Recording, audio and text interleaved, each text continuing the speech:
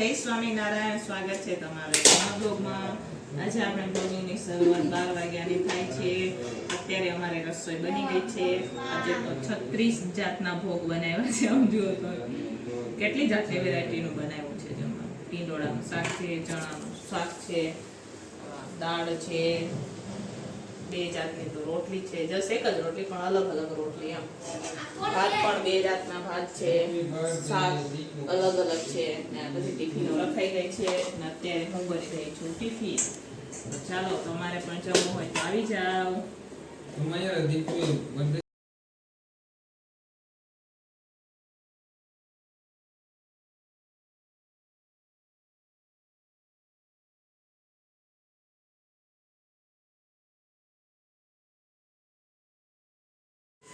હાલો friends, આજે આપણે બનાવશું લીલા મગનું શાક. ગામડેથી મમ્મીએ આ લીલા મગનું શાક વાડીએથી આવશે મગ તો મોકલાવ્યા હતા. તો એ આપણે ફોલી અને આ લીલા મગનું શાક કરશું. તો એના માટે આપણે લીલા મગ ફોલી લીધા છે અને આદુ મરચાં અને ટમેટા લઈ લીધા છે. બાકીના મસાલા છે. તો હવે આપણે તેલ નાખશું. શાક બનાવવા માટે તેલ નાખશું ને તેલને ગરમ થવા દેશું આપણે. પછી એમાં આપણે રાઈ નાખશું.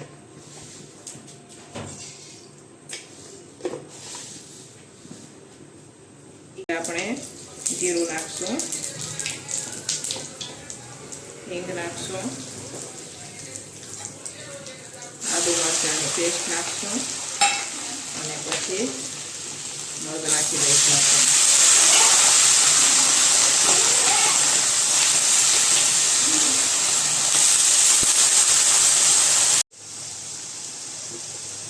હવે આપણે હળદર નાખશું, લાલ મરચું નાખશું, તમારા ઘરમાં જેવું તીખું ખાવે એવું નાખવાનું, ધાણા જીરું પાવડર નાખશું ને મીઠું નાખશું.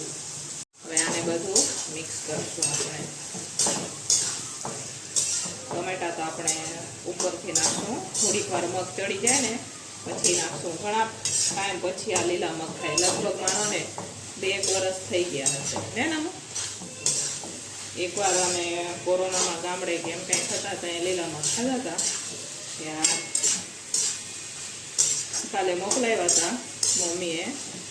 એટલે કાલે મોકલાવે ને તો આજે આવી રહીએ અમારી સાંજે. કેમ કે કારખાને આવે છોકરાઓ, પછી કારખાનેથી અહીંયા આવે એટલે વાર લાગે. હવે આને આપણે ડીશ ઢાંકી અને ચડવા માટે રાખશું ધીમા તાપે. હવે આપણે ફરીથી ફેરવી દઈશું.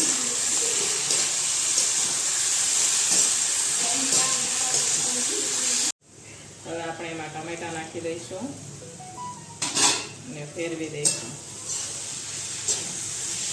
ધીમા તાપે ફરીથી ચડવા માટે રાખશું આપણે.